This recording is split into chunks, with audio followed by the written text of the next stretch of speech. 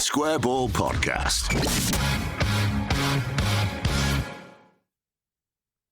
Hello there, welcome to the show. Brought to you by West Yorkshire Electrical and their team of roofers that they have now within the business. Electrician with roofers is correct.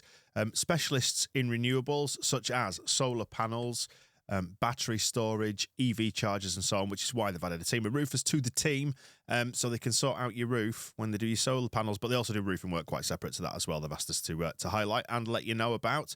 Specialists in all things electrical. Basically, if it's got wires with it, they'll work with it. CCTV, security alarms, fire alarm systems, school contracting, you name it, they do it. Give them a shout. We've got finance available on work for your home and your business. wyelectrical.co.uk for details. They're on your socials as well. Search for West Yorkshire Electrical. Phil Hay, the view from the press box, made it back from Plymouth in one piece. And let's start with that, shall we? Because it's the tone, the theme of your article after the Plymouth victory is about the standoff, shall we say, that has developed between Leeds fans and Sky TV. But first of all, I want to pay tribute to the fans who've travelled, not just to Plymouth. I mean, because we should say Plymouth's fans do this every second week. They're travelling long distances all the time. But for Leeds fans, it's been a hell of a month, hasn't it? It's been a sterling performance from everybody, really. I don't think you can stress how impressive it is to have away-ins like that every game when the travel-ins like this. I don't think you can stress how or exaggerate how impressive it is for Leeds to come through this particular spell with maximum points from the games as well. They've managed it. They've managed it really cleverly. They've done the right things. They've been sensible with their travel and everything else, and it's paid off in a big way. The standoff between Sky and the supporters, it's quite a historical thing, really, isn't it? And we've got a big US audience at The Athletic. People who, might be new to football to some extent, people who might be new to Leeds United, and who might be looking in from the outside and wondering why it is that, Leeds in particular seem to have this issue and this beef with one particular broadcaster. It's a little bit similar to a piece we did about Millwall when Leeds were down there 1-3-0 back in the early part of the season. The question of why do these two clubs who actually haven't played that much over the past century or so, and did play a lot in League One and have mixed in the Championship, but prior to that didn't really have much, didn't tend to cross paths. Why do they despise each other so much? So my desk had said to me, write about it, explain to people why Leeds and Millwall have this antipathy between them. And it was a similar thing on Saturday. We just thought they should probably explain why it is that Leeds have this particular gripe with Sky and TV scheduling. And it's actually pretty nuanced. There are quite a few strands to it. And it really depends on, the particular frustration depends on who you speak to. If you talk to the supporters, it's things like 12:30 kickoff on the South Coast. And I saw somebody on Twitter on Saturday saying they'd left it or been at Ellen Road at 2 a.m. to make that game. If you speak to Farker, or coaches before him at Leeds, it's a competitive frustration, isn't it? It's the fact that, these kickoff times can disrupt your week and they can have knock-on effect when it comes to performance levels. Go a step up ownership-wise, and I'm thinking particularly of Massimo Cellino here, but also Andrea Radrizzani, who took the same view. The feeling when Leeds are out of the Premier League is that they, as a club, are worth a hell of a lot more to the EFL's broadcast contract and the TV rights deal with Sky than that TV rights deal is to them, because you do get facility fees, extra payments for live games. But essentially, the central distribution is much the same for every club. And Leeds were always of the view that they were being shortchanged by it. The money wasn't great, but they were providing the really big audiences. And they're not the only club in the Championship who do that. Over the years, you've had Villa in the Championship, you've had Newcastle in the Championship, and they do big numbers too. But Leeds consistently are the club who attract big audiences. And, I've kind of said before, and I said in my piece, you can't be naive about that. You'll never find a broadcaster whose business model has been based on trying to sort of actively minimise the number of people who watch the TV. But it has been a bone of contention for a long time. And I thought it was very obvious on Saturday, the way in which the away end went after them actively. Yeah, it was before kickoff, right after kickoff, throughout the game, wasn't it? And somebody at Sky thought it may be a good idea to set up the interview boards for after the game, close to the Leeds fans who made a hasty retreat when I think the penny dropped. It was like, this is not going to be a good idea, is it? It seemed like the sort of thing you might have preempted and might have predicted in advance. I've told this story before, but I remember on the day of the Histon FA Cup defeat and the famous chant. It was ITV that day, but the famous chant that went on. Somebody at Leeds saying afterwards, "Well, if you put an FX mic within reach of our away end, what do you think's going to happen?" And that's kind of how it was, and it was the same with the advertising boards. I mean, the fact is, Leeds are going to be heavily televised now until the end of the season. I think that'll be true actually of all your promotion chasing teams, particularly because it is starting to get very, very interesting at the top of the division. I mean, it's not that it hasn't been interesting right the way through, but this could be quite a weekend. This one, depending on how results work out. But yeah, I mean, Farke, when he was speaking about the scheduling, and initially tried not to gripe about it, and then tried to sort of make minor complaints, but in the end gave us about 10 minutes of why he didn't agree with it. He didn't feel that it was particularly fair the way it was being done. I think one of the biggest frustrations actually for clubs and coaches is that there's no outlet for them to kind of make these noises. They say it to the media constantly. It never seems to make any difference. There doesn't seem to be any outlet for them to go to anybody and say, look, this needs to be reconsidered, or this isn't kind of acceptable. And Sky will tell you that they think hard about the scheduling and they think hard about which games to pick. But the fact is, and you can see this from the number of times Leeds have been televised, they move towards the numbers, and in no way are they unique in that way. They want big audience figures. But I think the real frustration for Farke, more than the Plymouth game, is what comes up next, particularly leading up to the Friday night at Hillsborough. Yeah, we'll speak about the weekend that's just gone, and we'll look ahead to the weekend that's going to come in just a second. Probably worth just expanding very briefly on the TV deals, just so people understand where the gripe originates. Because often you hear Jurgen Klopp complaining about lunchtime, 12:30 kickoffs in the Premier League, and then everyone points out, well, your clubs are the ones that pursue these TV deals that put these in place because the money is so huge. Whereas you need to contrast that with the contrast between the EFL and the Premier League is fairly stark, isn't it? In the sense that obviously the TV deal for the Premier League is that much bigger. Plus you get the facilities fees of about £1.1 million per appearance, isn't it? Every time you're on, whether it's home or away. Whereas in the EFL, you also get the central fees, which are far, far smaller. Home team gets about 100 grand. The away team gets about 10 grand. So Leeds would have benefited to the tune of about £10,000 for going to. That's under the old TV deal. I don't know if that's changed, but I imagine it would be relatively similar. But it was £10,000 for an away game, so it just renders it almost pointless. Well, if you pick through the accounts, if you look at Leeds accounts and have a look at the central distribution, the income from predominantly TV deals in the Premier League compared to what they had in the Championship in the season when they went up under Bielsa, the difference is vast. I mean, you're talking like £100 million plus more that you get in the Premier League. And if you go back, one of Radrizzani's suggestions or ideas was that the Championship was basically converted into Premier League 2, which meant that you had a two-tiered top league, and the distribution of TV money came from the Premier League's income as opposed to the EFL's, which is far smaller. You're always going to have this problem on the basis that there are clubs in the EFL and in the Championship who would consider the income that they get from TV rights to be very good, and very advantageous for them. But Leeds are not one of those. And, Radrizzani's idea was, and Cellino as well, to be fair, was pushing towards, the concept of clubs selling their own rights and individually making money from them. The difficulty with that is that once you get into the Premier League, if that model was allowed to persist up there, then suddenly you become a smaller fish in that pond. And, the financial disparity with the clubs above you starts to increase because, whether you like it or not, Liverpool, Manchester United, clubs like that, if they were allowed to sell rights individually, would pull in far more money than Leeds United and most other clubs in the Premier League. So there's no foolproof system. But as I say, it comes back from the club's perspective that on every front, they feel like the EFL rights deal does better out of them than they do out of it. Let's just get promoted then and go swim in the waters of milk and honey. And with that in mind, and not to mention, just win the title as well. Yeah, well, let's look at it from a press perspective then. View from the press box is why you're here. A weekend that brought Southampton's Friday night victory at West Brom. People predicted that they might struggle a little bit there, but they overcame that. Leeds obviously winning at Plymouth Argyle at lunchtime on Saturday. Then puts pressure on the 3:00 kickoffs, where we saw Swansea lose again at home to Ipswich this time, the other contenders who were knocking about in our part of the table. What did you make of it all? And of course, Leicester losing, crucially, 2-1 at home to Middlesbrough. I think three very good results, three very good wins for Southampton. I thought it was a particularly impressive result for them at West Brom because that was not an easy game, particularly after what had happened to them Tuesday night at Bristol City.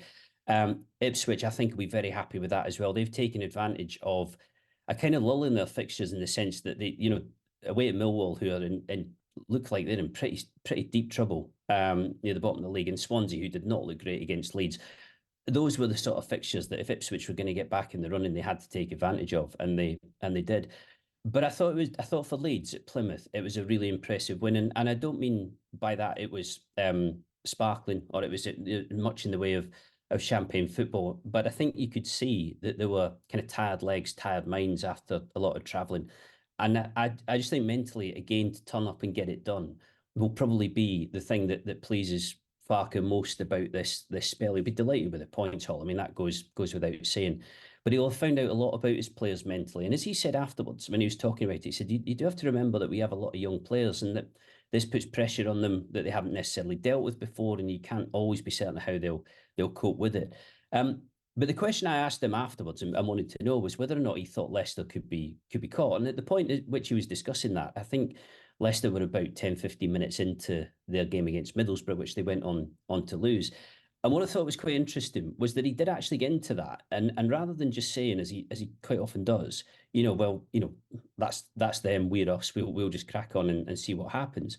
He said if there is gonna be a swing, and if Leicester are gonna get caught, and he did say that he was certain Leicester would finish top two, but in his view, it had to happen very, very soon. It had to be the next few weeks where that occurred.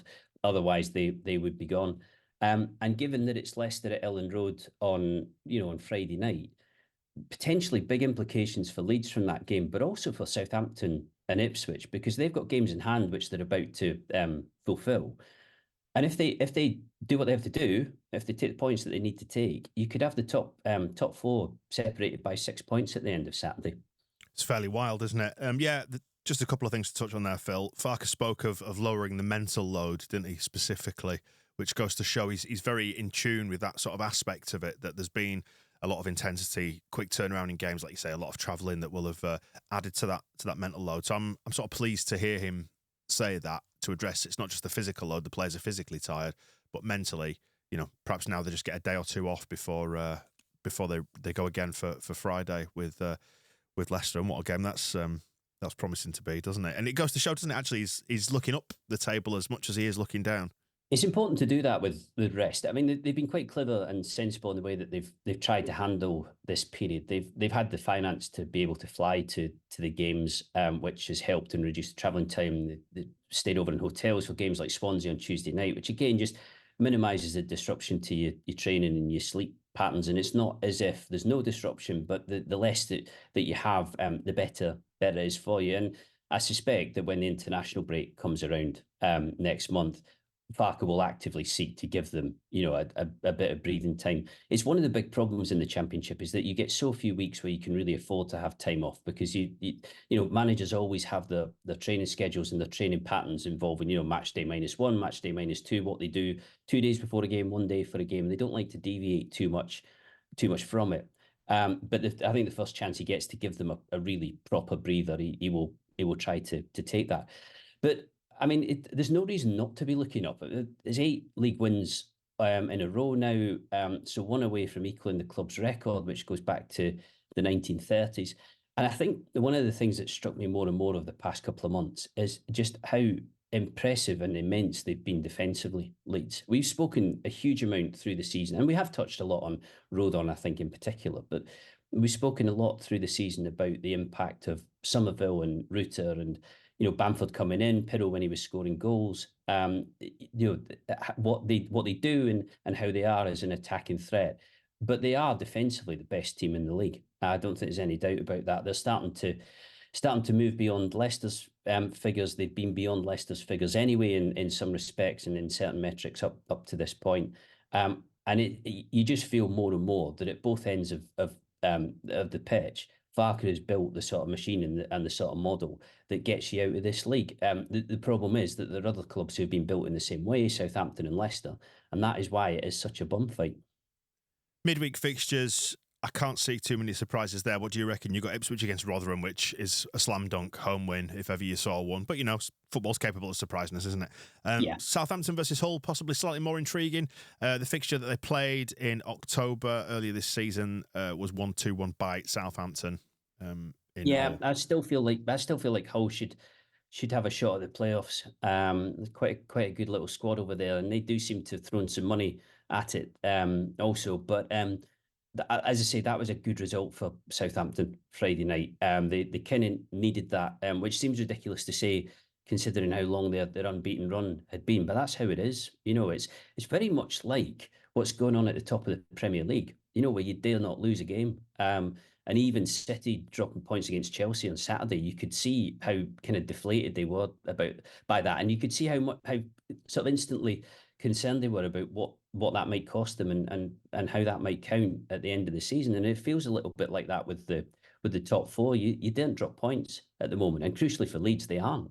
It's amazing what this run of good form has done actually to the mindset of the fans. And do you detect it there as well in the press room that what the run has done to the fans is it's galvanised belief as well, and the belief that we might just do this. And I think fans are perhaps more relishing the run-in and the game on Friday and the run-in overall as an opportunity to do something pretty cool rather than be terrified of it in that way that Leeds fans are so familiar with. I think so. We're probably still far enough out where it doesn't feel quite like the sharp end yet. But once you get into single figures of games, and that's not far away, that's when it starts, and that's when the pressure really comes on. I think what seems so interesting about this season is that it genuinely might come down to a single result somewhere that does this, as opposed to whoever finishes second finishing 6-7 points clear of third in the end. It just doesn't really feel like it's going that way, because particularly Leeds and Southampton recently just haven't looked like spilling anything. I know Southampton lost at Bristol City, but the laws of chance in the Championship say that you're going to lose at some stage. It can't be unbeaten indefinitely. I think that's what's so striking about Leeds' home record as well, is the way in which at this point they are still to lose at home. And this weekend coming, Leicester on Friday night is probably the big risk to that record. And I just feel if Leeds come through that and win that game, they will seriously fancy the chances from there. Still unbeaten in the white kit, Phil. I know these things don't mean anything, but it's one thing I've been tracking all season. We haven't won in the blue because I expected us to play in the blue at Swansea as a contrast to their all white. But I wonder if the players, because they know they've won in the pink kit, opted to say, can we wear that one? And we won in it. Because as much as we wouldn't like to pretend that these things affect them, they do, don't they? They start to believe in little things like jinxes and patterns and absolutely. It'd be worth me asking the question about that. I've told the story before about Gary Monk in the 16-17 season. And I think off the top of my head, the game I would point you to is the game at Reading where Liam Cooper was banned afterwards for a stamp. And have a look at what they're wearing. And as I recall, it's a yellow shirt with white shorts and the most weird mix of and the bottom line was that Monk had got it into his head that the yellow kit wasn't working for them and they did not want to wear it in its entirety. There were obviously some games that didn't have much choice, but that was when it was kind of mashed up with other things to make sure that it wasn't the all white kit. And it did feel like pure superstition. So you might not be wrong on that. Yeah, so it'll be interesting to see. Can we navigate Leicester on Friday? Because then the kit is definitely not jinxed. But then it's the Chelsea game, which are we going to wear white against Chelsea? These are the sort of things I spend my time worrying about. It's stupid, isn't it? Completely stupid as a football fan. I think about this stupid, idiotic stuff. I would assume pink down at Chelsea, but they could wear white. Yeah, just change the socks, maybe.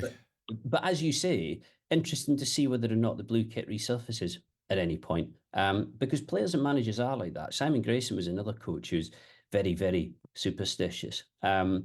You get plenty who aren't, but you do tend to find, not just in football either, in sport in general, once athletes get this sort of stuff into their head, it does kind of make a difference for them. Well, let's work it out, shall we? I'm looking at the away fixtures that are left. We've got Huddersfield, where we'll wear pink. We've got Sheffield Wednesday, we'll wear pink. Watford will be white. Coventry's the interesting one. I'm not sure what we'll wear there. Middlesbrough would probably be white, I'm going to imagine. And then QPR will be pink. So, yeah, they might not. The only one I could see it at is Coventry, where you're looking for sufficient contrast between all sky blue and whatever else we can get away with. But I wonder if they'll try and wear all white at that one. Yeah, well, it's probably there's some plausible deniability there, and that they don't need to fess up to if that's what's going on. And I didn't throw your question at Fark in case he looks at me and just says, "What a ridiculous question that is." And of course, it depends who we get in the playoff final at Wembley. If we turn out at Wembley in all blue, we're cursed, aren't we? We're cursed. Anyway, onto more pressing matters, and yeah, Leicester is the big one, isn't it? It's all gearing towards that, and then it's all gearing towards Southampton at the end of the season. I mean, that one, we've said it a few times, but it just looks absolutely irresistible as a season closer, doesn't it? It'll probably end up being a dead rubber, knowing the way the football tends to work. But still, you can't help but look at that and go, this is going to go right to the wire. It could well be a dead rubber, and then there's probably more chance of that being the case than the alternative. But as I said, I can't see there being a huge gap between whoever's in second and whoever's in third when the season finishes.